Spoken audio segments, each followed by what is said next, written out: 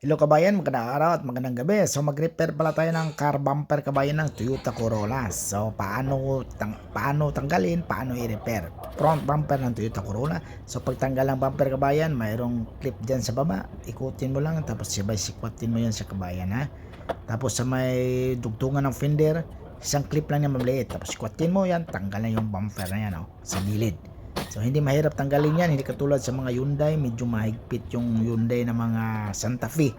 Pero yung Hyundai na normal accent hindi ganun mahirap. Tapos sa baba ng mga kabayan, mga clip, mga kuwan lang siya 10mm na screw.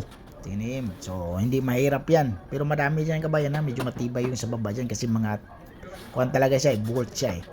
Tapos sa taas ng mga kabayan, sa grill, clip, tanggalin natin yung clip. Tapos kaya tanggalin natin yung grill kabayan sa may logo na emblem na Toyota. Tanggalin natin yan kasi may clip dyan sa baba. Tandaan nyo kabayan ha, pag Toyota mayroong clip yan sa kababa, hindi mo pwedeng hilahin mo lang yan. Pero kung yung grill kabayan, hilahin mo yan kasi naka-clip yan, matibay din yan, di ba? Tapos may clip yan clip yan. So ito yung i-repair natin kabayan. So ang pag-repair nito kabayan, ito medyo nakuha to siya kabayan. Lihain lang natin to kabayan ng 120. 120 lang lihan yan, baka ng 120, okay na. Nagaling na natin to, itong accessories niya, pati yung grill. Yan, sa front grill.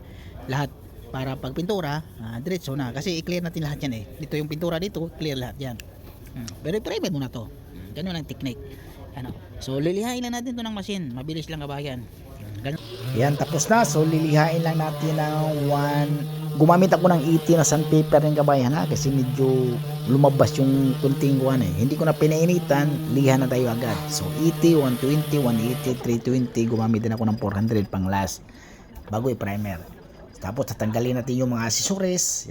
So bali, mas okay lang yung kabayan kung tanggalin mo muna yung accessories bago mo lilihain. Okay lang, medyo mas maganda talaga ba yan, tanggal yung accessories muna bago ka mag-repair. Kasi pagkatanggal ng accessories, linisan mo ngayon, tapos pagkatapos ng linisan, saka mo i-repair para makita din kung saan yung mga tama. Kasi minsan kasi yung gagawin mo, yung kabilang side lang, yung hindi nakasama yung kabilang side kahit may mga scratch yun. Kasi insurance yan, yung bayad lang yung aksidente. Lilihain lang natin kabayan until palaki ng palaki yan yung tama sa 400. Tapos pagkatapos yan, ready to primer na. So pag